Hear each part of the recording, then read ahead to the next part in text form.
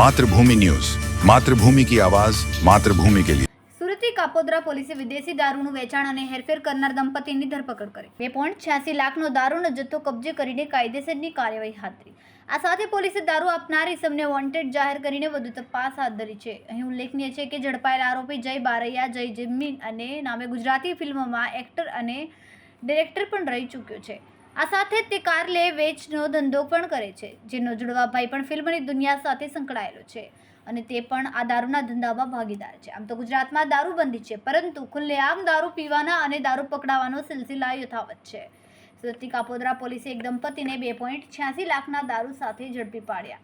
આ અંગે મળતી માહિતી અનુસાર સુરતની કાપોદ્રા પોલીસની ટીમને માહિતી મળી હતી કે વરાછા આદર્શનગરમાં રહેતા વિજય ભાણજીભાઈ બારૈયા તથા જય ઉર્ફ જયલો ભાણજીભાઈ બારૈયા અને તેમની પત્ની મીનાક્ષીબેન કાપોદ્રા મુર્ગા કેન્દ્ર પાસે આવેલ રવિ પાર્ક સોસાયટીમાં ખુલ્લા પ્લોટમાં એક કારમાં દારૂની હેરાફેરી કરે છે।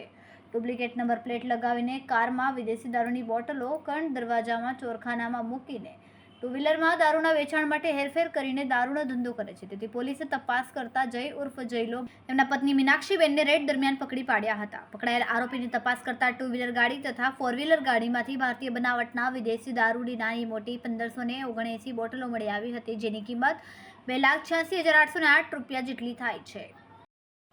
ગઈ તારીખ 11/3/2025ના રોજ કાપોદ્રા પોલીસ સ્ટેશનની સર્વેલન્સ ટીમ પેટ્રોલિંગમાં હતી હોળી ધૂળેટીના નિમિત્તે, અને મુરઘા કેન્દ્ર પાસે રવિ પાર્કમાં એક પાર્કિંગની જગ્યામાં ખાનગી રાહે એવી હકીકત મળેલ કે ત્યાં એક જય ઉર્ફે જયલો બારૈયા તથા તેના પત્ની ફોર વ્હીલ ગાડી રાખી અને દારૂનું વેચાણ કરે છે। જે હકીકત આધારે ત્યાં જઈ અને રેડ કરતાં આ આરોપી જય ઉર્ફે જયલો બારૈયા તથા તેના પત્ની મળી આવેલ તથા 2 જુદી જુદી ફોર વ્હીલ અને એક ટુ વ્હીલર મળી આવેલ।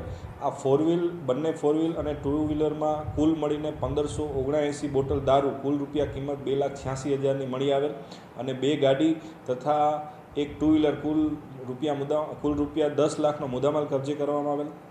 આ બાબતે કાપોદ્રા પોલીસ સ્ટેશનમાં ગુનો દાખલ કરવામાં આવેલ। બાદમાં એવું પણ જાણવા મળેલ કે આ જે ફોર વ્હીલર ગાડી છે એમાં જે નંબર પ્લેટ લગાડેલી છે એ પણ ઓરિજિનલ ગાડીની નંબર પ્લેટ નથી, ડુપ્લિકેટ નંબર પ્લેટ લગાડેલ છે, જેથી એ પણ કાર્યવાહી બીએનએસની કલમો જુદી જુદી કલમો હેઠળ ગુનો નોંધેલ છે। હાલ બંને આરોપી રિમાન્ડ હેઠળ છે, અને આ આરોપીનો ગુનાહિત ઇતિહાસ જોઈએ તો વલસાડ અને નવસારી જિલ્લામાં ઘણા બધા આ બંને આરોપીઓ ઉપર પ્રોહિબિશનના કેસો થયેલા છે।